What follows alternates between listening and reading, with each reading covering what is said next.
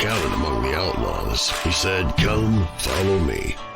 People from all walks of life since have been becoming outlaws. UFOs, aliens, and the Pentagon. Recently, the U.S. Congress held a public hearing on claims the government is covering up its knowledge of UFOs. Specifically, that the government conducted a multi-decade program which collected and attempted to reverse engineer crashed UFOs. And these allegations were made under oath by a government official. And we are going to try to figure out what's up with that, what is going on with the government and these kind of testimonies, as well as what's just going on with this whole UFO thing anyway. And today I'm excited to have back on. We're very fortunate to have back on. I never take this for granted. Dr. Hugh Ross, he's an astrophysicist and author of, I should ask him, but I know it's at least a couple dozen books. He's the founder and senior scholar of Reasons to Believe. It's out in Southern California. It's an organization that researches and communicates how discoveries about nature harmonize with scripture. One of the books written several years ago with colleagues was Lights in the Sky and Little Green Men. Welcome, Dr. Ross. Thank you for inviting me. Oh, I'm always a little nervous too, because you could be traveling the world, writing books, speaking in big conferences, and I hate to take your time, but I know every time I have you on, or Dr. Rana or Dr. Samples, that we have great feedback from those that listen to this podcast. They always learn something, so I appreciate it. That's good to hear. Yeah. Okay, so do you ever get tired of people? You have so much knowledge of the universe and the complexities of space and time when someone just says, "Hey, can we talk about aliens and UFOs?" And does that bother you at all? Or did you enjoy that? Well, I became an expert not by intent. It happened when I was 16 years of age. I was a director of observations of the chapter in Vancouver, the Royal Astronomical Society in Canada. I said, "Hey, let's have a booth at the Pacific National Exhibition." We had this great booth there, but they put us right next to the Flying Saucer Club. And since I, as an amateur astronomer, had a good knowledge of the nighttime sky, everywhere I went, they gave me the job of handling the UFO reports. Every university, every observatory. So without any intent of my own, I wound up becoming an expert on UFOs. Yeah, you actually got the testimonials and all that from people. How many years were you doing that? Ever since I was 16. I mean, I still get people. Oh, you still do it. Wow. Oh yeah, it still happens. So Wow. Okay, what happened a couple weeks ago? Here's my question about this: is I didn't watch it real close, and a lot of people aren't really paying attention to everything going on in government. We have our own lives to live, but on social media, at a minimum, you get little snippets of this and that, and you'll see a snippet of somebody under oath saying, a government official, that they have inside knowledge and that the government has a cover up and there's alien spacecraft and all this. How can that be? What's going on with that? well, it was David Grush who testified before a subcommittee of the U.S. Congress. Now, he's been making public statements about U.S. government cover-ups of UFO craft and alien beings, their bodies. This has been going on for at least 5 years. But now he was testifying under oath before Congress. And what I noticed is he backed off from his previous public claims. So instead of claiming that the government actually had physical bodies of UFO beings, he said, well, what they had was biologic material. And he was still claiming, even under oath, that the government had these hangars with. Now, he wasn't claiming that he had complete spaceships from alien beings, but he did say they had physical craft or parts of craft. And he also testified before Congress that these craft apparently had the ability to violate the laws of physics, and our government was trying to figure out how to back engineer that technology. I read what he put in his written report before he testified before Congress. I suspect what was really going on is he heard, because, our government's been involved in investigating UFOs for decades. I Mhm. think what he heard was government officials making the comment, look, we're dealing with something that can't be explained by the laws of physics. And he conflated that to saying that they had craft that could do that. No, what was really happening, in my opinion, was that the physicists investigating UFOs had been saying what they've been saying for decades. Namely, we're dealing with a phenomena that's interdimensional, something that's beyond the space-time dimensions of the universe. Some, beings that are not subject to the laws of physics of the universe. And so And he that's what never, I'm sorry, he never claimed to actually himself have seen anything, right? It's still hearsay. it's still hearsay. And, I've done a podcast where I basically made the point. I got an article up on my Facebook page saying, for three reasons, we know that his claims have no credibility. Because he's claiming that this cover has been going on since 1933. That's a long time. Mhm. We're talking 90 years. The Uh, government can't keep a secret for 5 minutes. Come on. Yeah, that's the whole point. I gave the example of President Richard Nixon trying to cover up a single audio cassette tape. Yeah. With all the power of the executive branch behind him, he was only able to keep it covered up for 11 days. And so, yes, our government security is simply not up to the task. And then the second point is, if there really was physical evidence, how come there's no physical artifacts that show up in a museum or have been actually put before members of Congress? And to give you a counterexample, on multiple times, I've seen rocks recovered from the moon by the Apollo astronauts.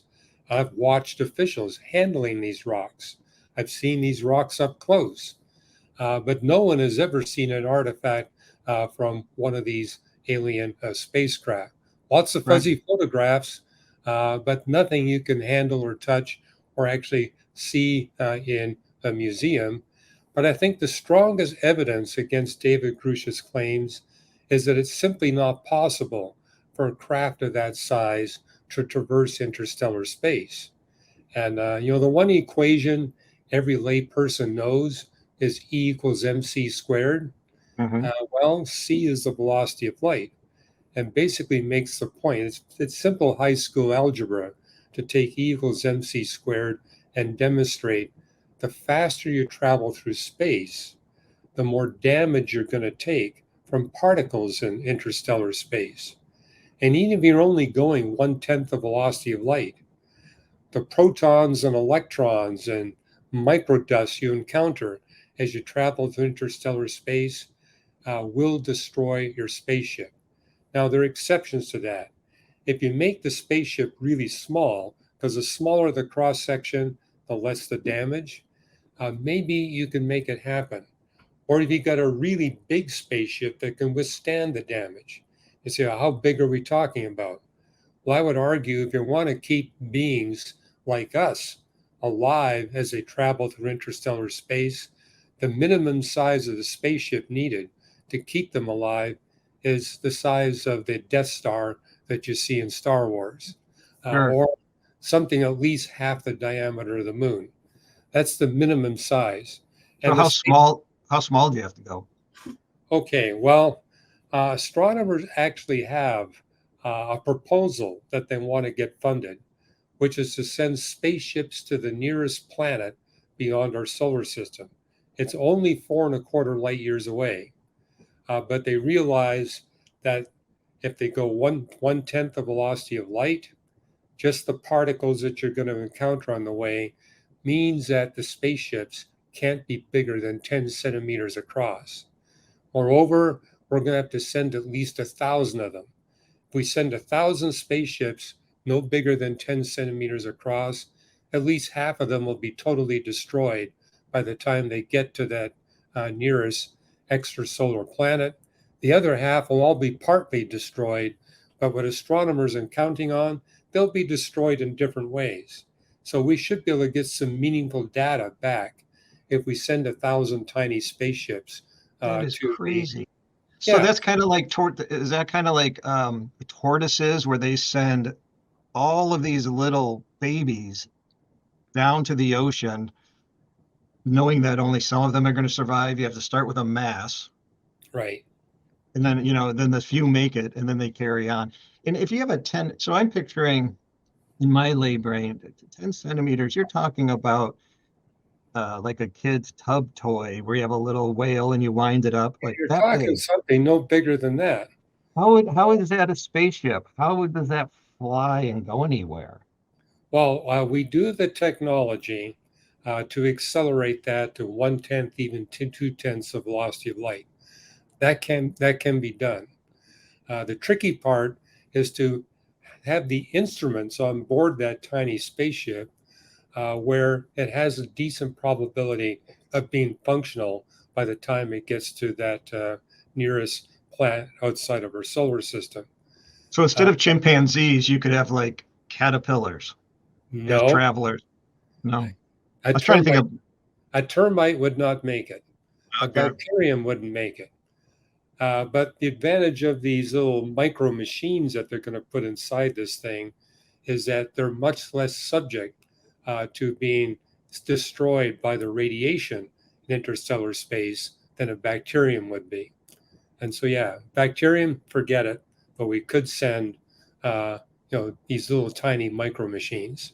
Man, that's crazy. What's the probability of that happening? I think there's a good chance that that's going to be funded because spaceships that tiny can be manufactured fairly cheaply. And, it'd be quite interesting to be able to actually send physical craft to the nearest planet beyond our solar system. So I wouldn't be surprised if that happens to be completed in terms of sending them off. But if we send them at 1/10 the velocity of light, we got to wait 42 years before we get any data back. Uh, So it's a long-term project. And some astronomers are thinking that's a long time to wait. Let's send it at 2/10 the velocity of light. Now we only have to wait 21 years. But now we better send 10,000 spaceships because the probability of them being destroyed is 4 times higher at 2/10 the velocity of light than it is at 1/10 the velocity of light. that's You know, that crazy. it's v squared divided by c squared. So when you increase the velocity, the damage goes up with the square of the velocity. Working for NASA must be so frustrating. I mean, you look at projects and you think if you want to do one or not. You're like, well, if we do this, we'll all be gone. Um, we'll never see the results. We'll never know. Well, I remember when I was a graduate student, I heard a lecture from a 93-year-old astrophysicist who began a project in his early 20s, knowing it would take 70 years before he'd be able to publish it. And he lived long enough to publish it. Oh, very good. Maybe Yeah, I that's know. why astronomers live longer than the rest of the population. Might be. Yeah. So, uh, to circle back and close up that Pentagon thing, I have a little theory, which is kind of outside the science part of it. I have suspicions anytime cameras are involved. Uh, Somebody making claims that you aren't proven one way or another, the next thing you're going to see, like this guy on, is he's going to show up on the History Channel. He's going to be on Ancient Aliens. You can have a career. You just got to get your face and name out there. So I think there's ulterior motives. I'm always careful with the History Channel. I've been on a couple of times, and they always edit me in such a way that I wind up on their program saying something I don't actually believe. So don't trust anything you hear on the History Channel, Yeah, yeah, especially yeah. about aliens. Yeah, I used to enjoy the History Channel, but it's more like the National Enquirer channel now with a history theme, I think. Yeah, themed Well, National for Enquirer. example, they sent a crew out. They interviewed me for 45 minutes, and they took a 10-second clip and a 15-second clip, completely out of context. Oh yeah, to And fit their narrative. yeah, to fit their agenda exactly.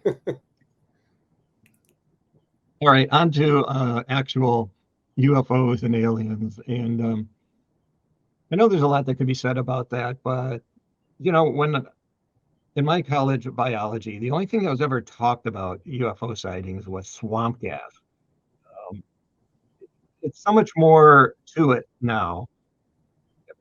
From my layperson understanding, it seems to me, and I want you to elaborate, you're the expert, is that this isn't a new phenomenon. It's been through history. It just seems to get amped up with cell phone recordings, or we have a way we can all witness things now. And someone gets something cool on video, which could be altered video, we don't even know. It goes viral and everyone's talking about it. I guess I have several questions. You can go whichever path you want. Is it amped up? Is it the same as it's always been? We're just highlighting it more. And which is probably one question. The second question would be, do you think there's a motive, let's say with government, to get us focused on something so we're not looking at something else? Yeah, well, to address your first question, UFO phenomena has been around a long, long time. The first documented recording of a UFO sighting goes all the way back to Thutmose III, 3,000 years ago, and likely stuff even earlier than that. There is heightened interest in the 20th century. I saw that with the Foo Fighter sightings in World War II, this is where we saw an increased interest. And my own experience, 99% of what people reported to me as UFOs, I could explain as natural phenomena, government military activity that was attempted to be kept secret, or a hoax. But there's a 1% residual. And what's interesting about that 1% residual, you can prove that it's real, but it's not physical. And we now have millions of documented cases of people observing this non-physical phenomena. But also explains why so many scientists dismiss UFOs. I mean, I briefly had Carl Sagan as a professor when I was at the University of Toronto, and he was very dismissive of UFOs. There's nothing to it at all. And But for people who don't know, Carl Sagan's a renowned or former renowned astrophysicist. yeah, he was probably one of the most famous astronomers of the 20th century, Okay. mainly because of all the times he appeared on The Tonight Show on national television, and a very charismatic fellow. Okay.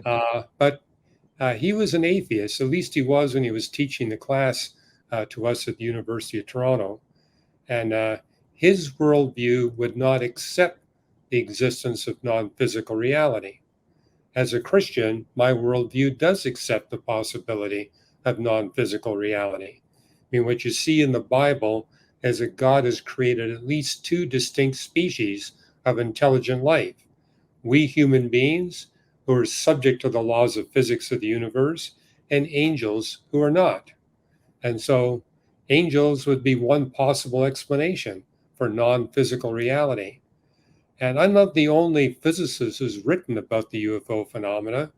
There are at least 6 other physicists who have devoted a decade or more to studying UFOs and have written full-length books on UFOs. As far as I know, I'm the only believer amongst the 7. But what I find interesting about all 7, they all conclude by saying we're dealing with something interdimensional, something that's not constrained by the space-time dimensions of the universe. They also agree that what we're dealing with is not beneficial. It was Alan Hynek. He was the first physicist that the U.S. government commissioned to do a serious study on UFOs. This was back in the 1960s. And he is the one who coined the terms close encounters of the first kind, second kind, and third kind.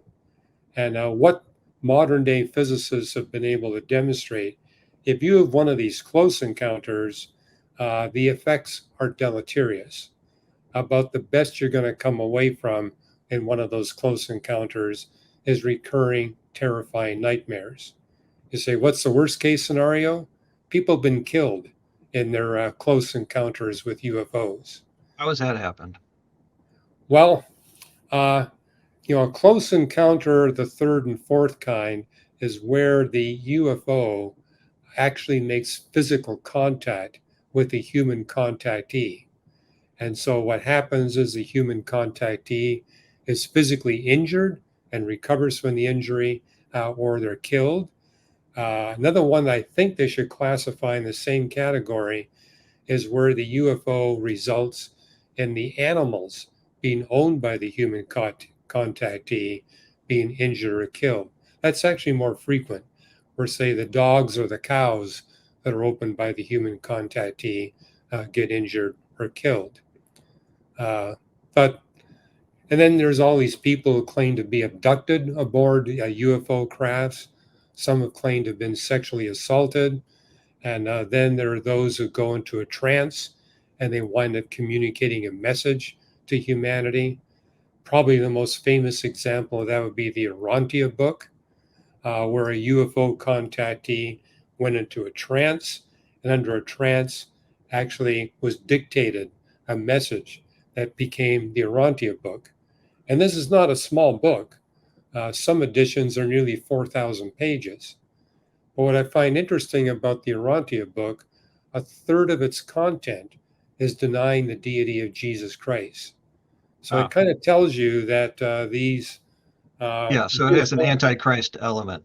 it Uh, does. There's also a deceptive element.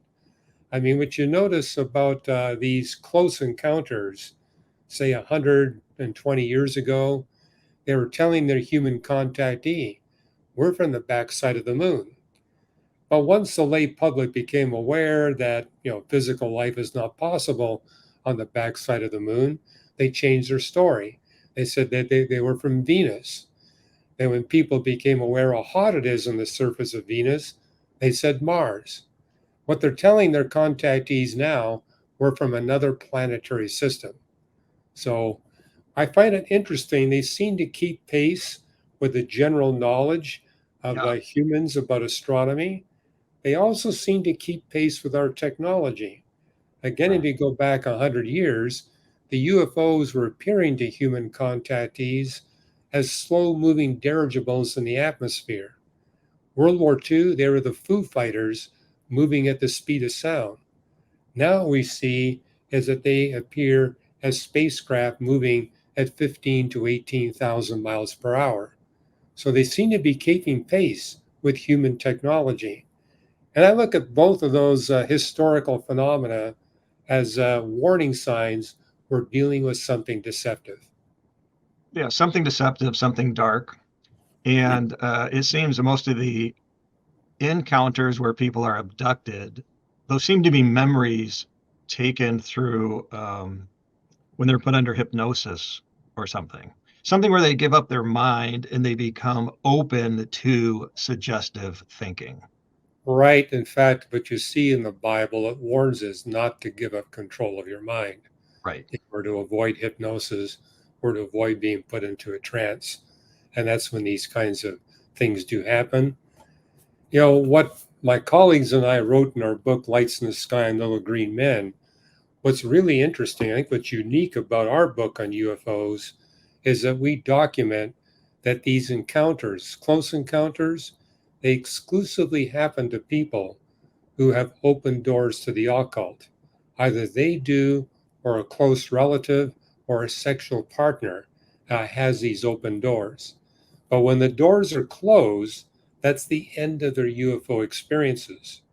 And I also find it interesting that nations of the world where you got a higher percentage of the general population involved in the occult, you also have a higher percentage of the population reporting these close encounters with UFOs. And that even shows up in the 50 states of the United States. States where the incidence of the occult activity is high, like Alaska and Hawaii, we also see a correspondingly higher percentage of people claiming to have these encounters with UFOs.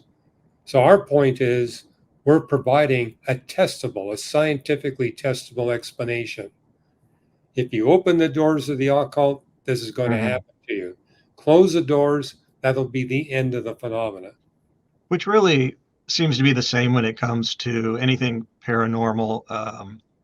People opening themselves up to the occult, getting interested in dark things and dark spiritual things, tend to be the ones who have more ghost encounters. Don't That's you think? true, but it can also happen to people unknowingly. So, for example, in the church where I serve on the pastoral staff, we had a couple that purchased an old home, and things were happening in that home. Literally, spoons were floating in midair. One room was about 10 degrees colder than the other rooms. So they were persuaded that the previous owners must have left behind occult articles, Mhm. but they weren't able to find them. But I remember going over to their home and saying, look, before we do a thorough search, let's spend some time in prayer and ask God to reveal to us this hidden object. And then we went through the house and we could find nothing in the house. But the room where all the activity was going on, I could see a faint octagonal outline on the wall. And I could tell that the wall had been repainted just before it was sold. So we scraped under the paint and we found a dark midnight blue color. And I said, that's a favorite color for people who want to get involved in seances. Let's talk to the neighbors. And the neighbors told us that there were teenage boys that were conducting seances in that room before the house was sold. So he said, we need to find what that octagonal thing is. And we finally went into the garage, and there was a pile of junk lumber up in the rafters of the garage.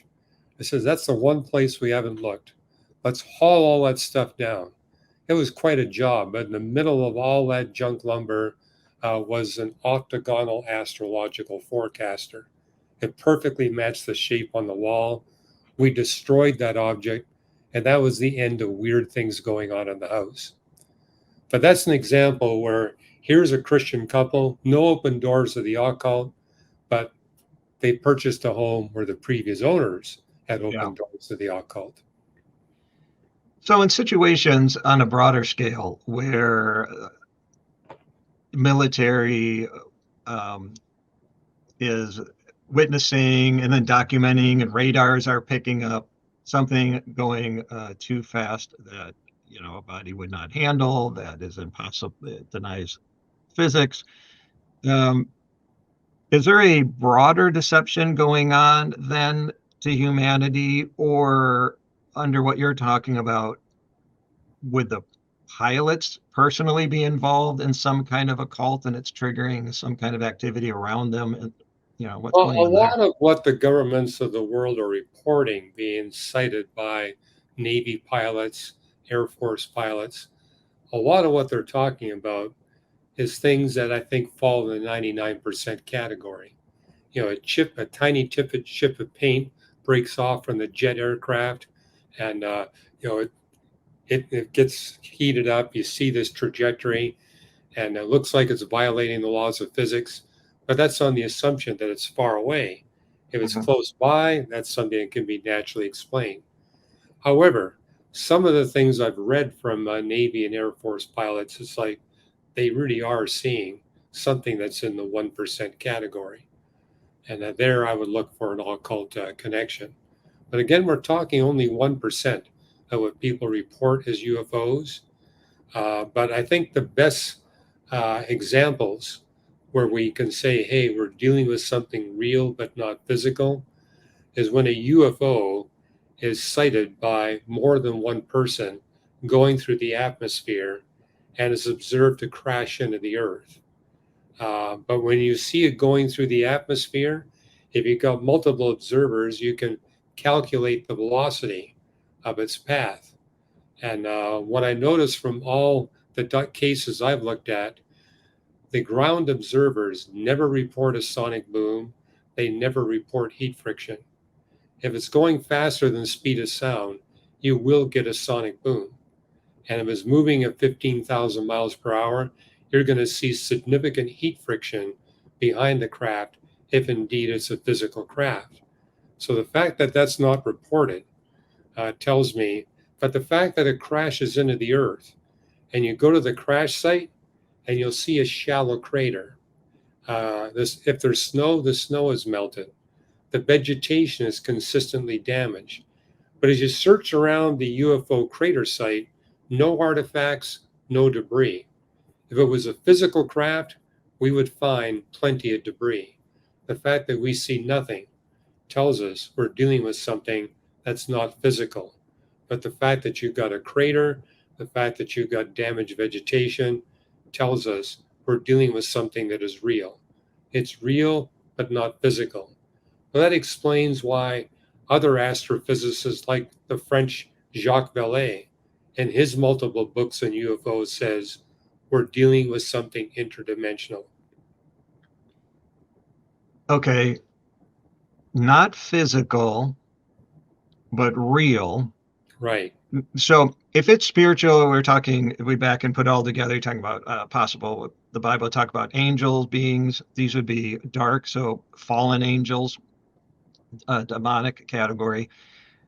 But but in my mind, if I think, well, a fallen angel, I'm thinking of something that looks like an angel, and you see something fly around, but something that looks like a craft, that's a living craft that crashes, that needs a little explanation. Like, uh, are these being driven by a spiritual being and it's a spiritual craft? Or are they making themselves look like a craft and crashing so we think it's a UFO? Well, what you notice in the Bible is that angels do appear, and they can appear in a variety of physical forms. I mean, we had Abraham entertaining a couple of angels, and he actually fed them food. So they can appear in apparently physical form, and they can appear in a variety of ways. I mean, one thing I've put in Lights in the Sky and Little Green Men, this phenomenon has been with us a long time. And notice they can appear as a dirigible, they can appear as a Foo Fighter, they can appear as a spaceship moving at 18,000 miles per hour. They can appear as a leprechaun. We read the Bible, we notice that Satan appeared in the form of a serpent. Then you had this angel taking over Balaam's donkey and talking to Balaam. Yeah, you So, mentioned leprechaun, but that's kind of a real thing, isn't it? I mean, we don't talk about it here, but isn't it in Ireland? I mean, we think of like the Lucky Charms guy, but isn't that some kind of folklore gnome, kind of it's like our Bigfoot? folklore gnome. I mean, I've made a trip to Iceland, and people there believe in these kinds of things. But Iceland's a country where you got a very high level of occult activity by the population, and so I think that's the key point. These angels can appear in a variety of what we interpret to be physical forms. They can appear as an animal. They can appear as your dead grandfather. They can appear as a spaceship, and so.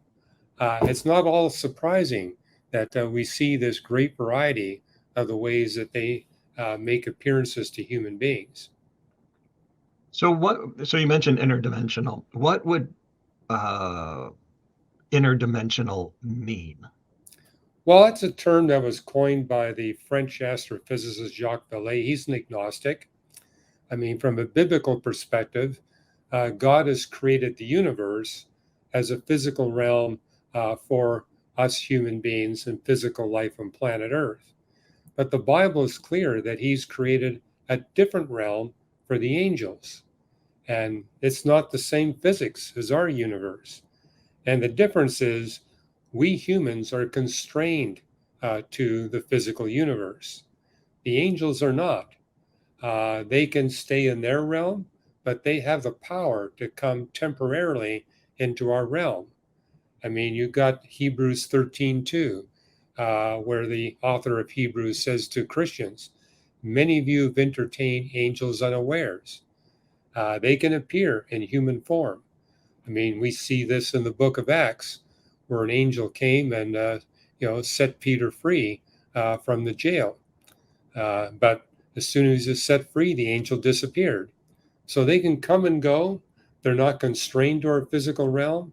But unlike us, they can go from their realm into our realm and back to their realm. And exactly what kind of physics their realm has, what the dimensions are, we only have a vague idea. But it's different from our realm, that's for certain. And outside of what we would term time and space. It's outside of the space-time dimensions of the universe and outside of the laws of physics that govern the universe. Okay, I wouldn't be able to explain that or know the math to that, but follow how my brain works and if it's anywhere close. So you're in California, you're 3 hours difference in our time than where I'm at in the Midwest, but it's the same time. We're right now at the same time, but at a Right. different time because of space, making a time a measurement of space, right? So if there wasn't the material between us of, I don't know, air and roads and trees and everything that's between us, uh, there wouldn't be a reason for time, right? So we would be outside of time. Isn't time a measurement of the material world? Am I anywhere close to Yeah, thinking that? time is a measurement of the history of the universe from the cosmic creation event forward. And, we humans have chosen to use the Earth's rotation rate as a way to measure small intervals of time, which is why, because the Earth is rotating, the Earth is a fairly decent size. We're in, quote, different time zones. But, we're communicating at the identical time. Now, if I was on the moon, you'd have to wait 1.5 seconds for my voice to come into your studio, because that's how long it would take light to travel. Uh, the distance between the two of us is so tiny, only about 2,500 miles, that you don't notice a time delay in my speaking. So, but what we're talking about with these interdimensional beings, they do live in a different realm. And, I had the good fortune when I was an undergraduate mathematics student to take a full year course on extra dimensional mathematics. And what's interesting is once you get beyond the four space time dimensions of the universe, really weird things can happen. And our professor had the audacity to assign us mathematics problems to determine what's possible in these extra dimensions and what's not possible. And I wound up writing a book on this called Beyond the Cosmos, where I basically took what I could from the physics of this universe to try to determine what is the physics of the new creation, what is the physics of the realm in which the angels live, and recognize, for example, in the universe, we're constrained to a single dimension of time that can't be stopped or reversed. But in the new creation, I believe God's going to deliver us into geometric time, which means we're going to be able to relate to one another, not just along a single dimension of time, but at least the equivalent of a second dimension of time. And that's going to relieve us of the frustration. The frustration I have as a Christian, there's a lot of people I'd like to spend time with, but because of my limitations in space and time, I got to pick one person at a time. I remember when I gave my life to Jesus Christ saying, gee, when I get to heaven, my name is close to the end of the alphabet. I'm going to have to wait several million years to have a private conversation with the Apostle Paul.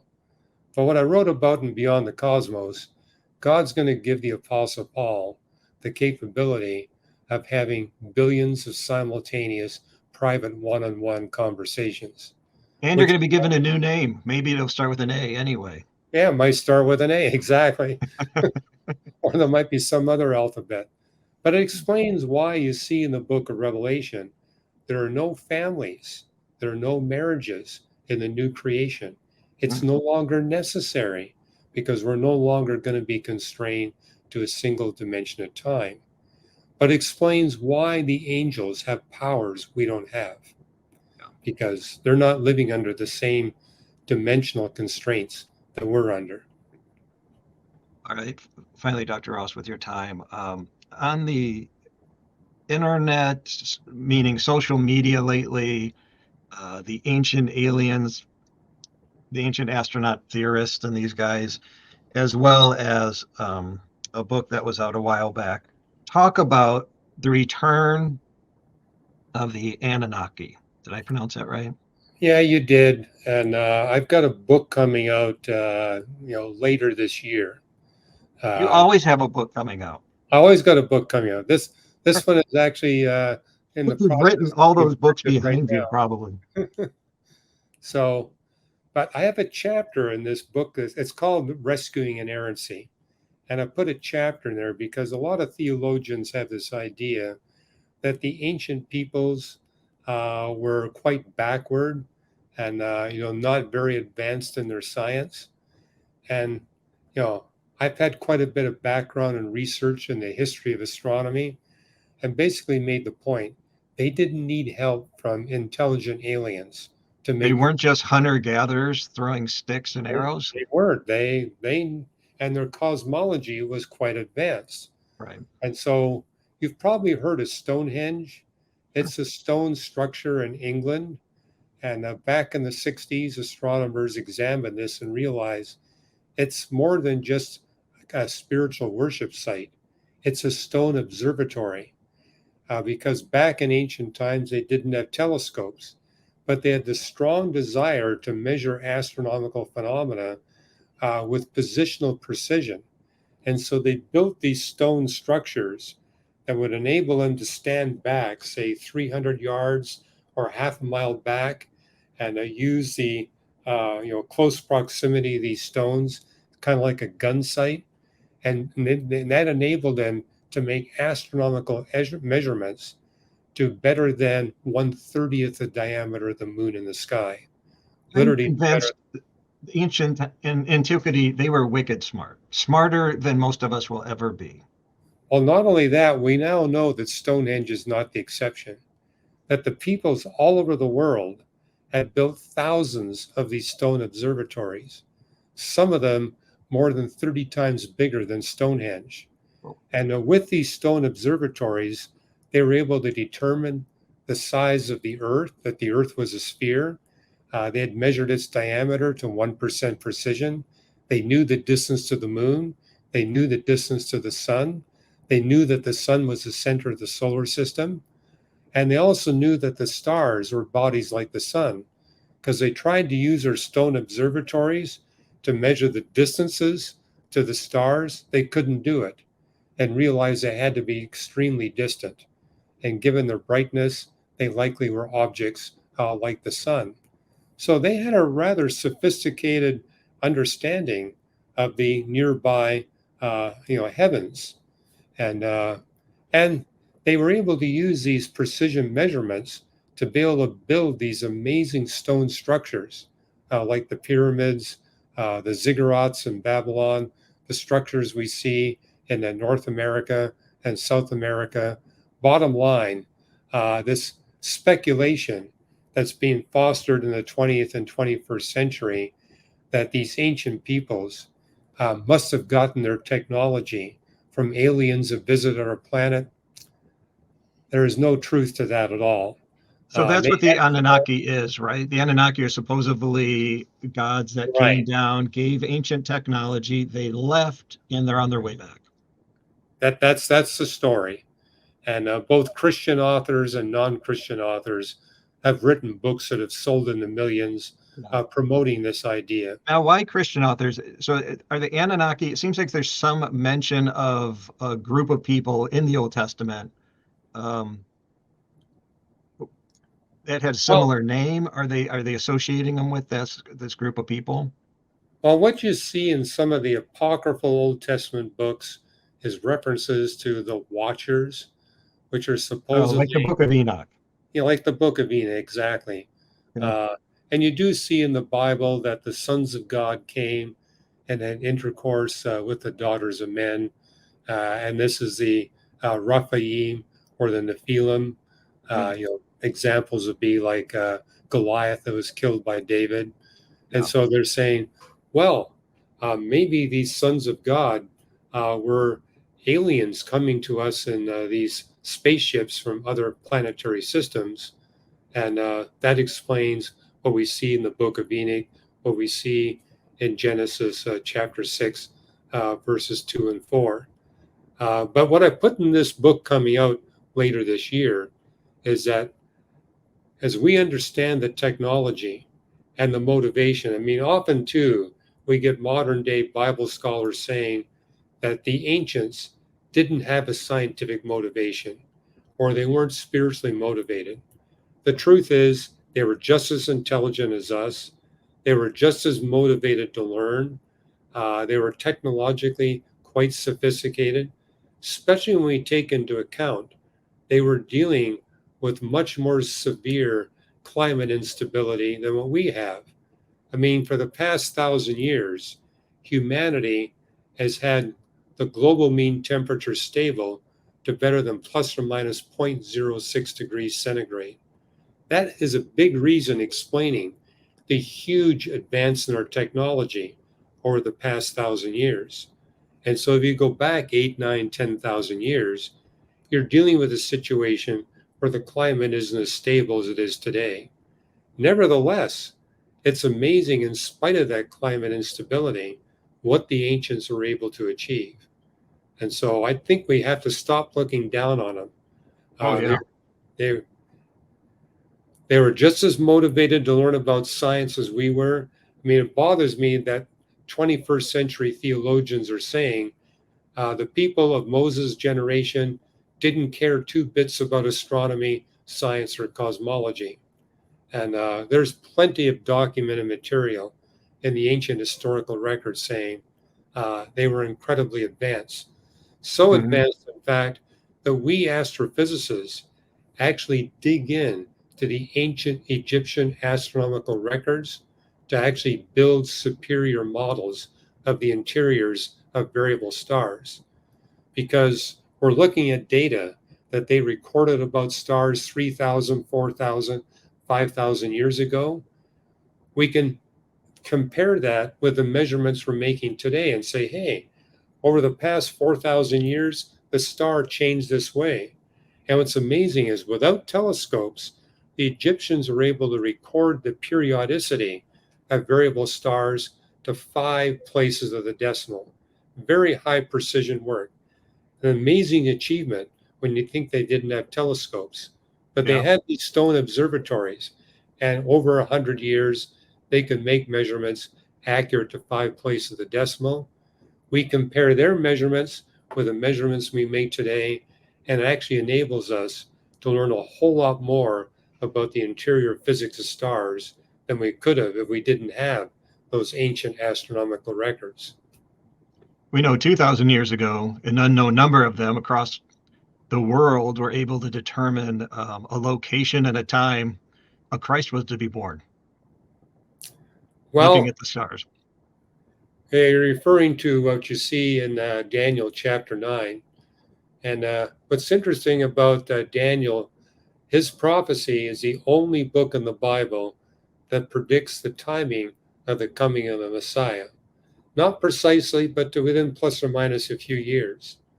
And so I've written a couple of articles on the Christmas star, basically saying the Magi, the wise men, they would have been familiar with the prophecy of Daniel, because Daniel is the greatest of the wise men. And Right. so they would have been looking for some sign that this was the time. And so they saw this star, a new star. And what you see in the ancient historical records, these ancient astronomers kept records of guest stars. Now, a guest star we would refer to today as a nova. It's a star that's not visible to the naked eye, but as it accumulates matter from a partner star, it undergoes a huge explosion where for a few months it becomes visible in the night sky, and then it fades away and becomes invisible. And there's a tiny subcategory of these novae that recur. And so I believe the Magi saw a recurring nova, because the book of Matthew tells us this star appeared in the east, it disappeared, and while they're on their way to Bethlehem, the star appeared to them again. And probably about a year and a half difference between the two sightings, because what it tells us is that King Herod very carefully questioned the Magi about the time when they saw the first appearance. And on that basis, he killed all the firstborn boys in Bethlehem that were under the age of 2. Right. So I think there's probably about a year and a half between the two sightings. Right. All right. I want to thank you once again. For the people listening, if you have questions, of which everyone does, anything really in scripture, especially when it comes to astrophysics things, space, time, how it relates to the Bible, whether it's dinosaurs in the Bible, or how did God come to be if he was never created, and all these kind of things everyone thinks about. Go to reasons.org and just look around, search between Dr. Ross's materials, podcasts. There's so many books and blogs. You're going to find everything you're looking for. And I believe they're pretty active on social media, at least trying to answer questions as well. Yeah, that's true. I mean, I have a Twitter account and a Facebook account where I do take questions. And, some days I get 300 in one day. I don't promise to answer all the questions, but I try to answer the most. Don't they end up being pretty similar, though, like a clump of the same questions?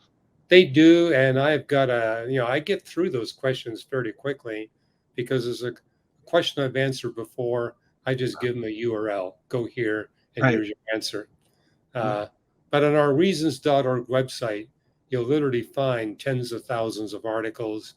There's even a thing that I write called Questions from Social Media, where you'll see my written responses to the most common questions.